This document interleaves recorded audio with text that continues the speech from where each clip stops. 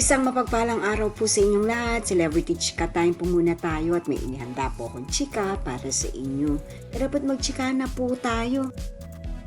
May Mendoza at Alden Richards, ito po ang kanilang mga ganap ngayong araw.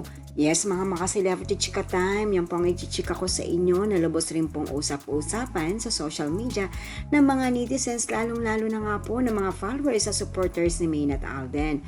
Yes po, may latest pa updates na naman nga po si Maine at Alden. Bago po tayo dumako riyan, nais ko po munang batiin mga team bahay, team abroad at mga seniors natin dyan. Shout out po sa inyong lahat at happy weekend po. At ito na nga po ang latest updates o latest kaganapan ni Maine at Alden ngayong araw ng Biyernes. Happy nga po si Maine dahil present na naman nga po ito sa guest running noontime show ng Itbulaga. At mas lalo pa nga pong nadoble ang kasiyahan ni Maine nang dahil sa barangay ay ginamit nga po ang mukha ni Maine ng isang participants o contestant.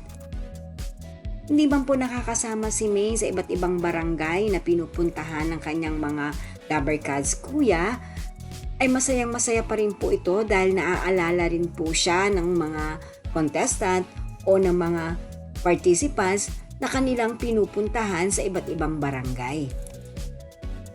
Samantala si Alden naman ay ito naman po ang kanyang latest updates o latest kaganapan. Meron pong pa-update si Alden sa kanyang pinakabagong endorsement, ang Ceylon Tire, na kung saan nga po ay nakakasama po ni Alden rito ang beauty queen na si Catriona Gray. Super nag-uumapaw pa rin nga po ang mga blessings na dumarating kay Alden dahil patuloy pa rin po ang pagdating ng mga bagong endorsement. Yan po ang aking chika updates for today. Salamat po sa inyong panonood. Huwag po kalimutang mag-subscribe. Pwede po mag-comment sa ibaba.